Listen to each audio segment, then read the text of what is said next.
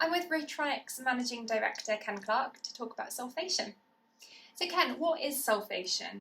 So sulphation is a build-up of sulphate crystals within the battery, typically as a result of it being in a low state of charge for a period of time. The longer it's left in this state, the greater the sulphation build-up is. So what's the impact of sulphation on a vehicle's battery?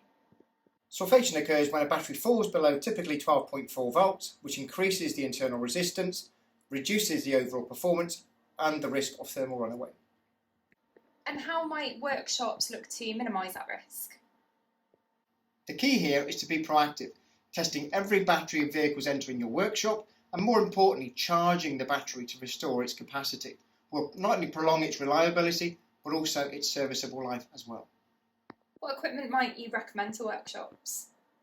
So the DCA 8000 is the latest diagnostic testing and charging platform from Rotronics, which seamlessly tests and restores a battery's capacity. Using the latest conductance profiling technology, measuring not only the cranking capacity, but more importantly, the reserve capacity and charge acceptance, which are essential components of today's start-stop and 12-volt hybrid battery needs. Thank you, Ken. You're welcome.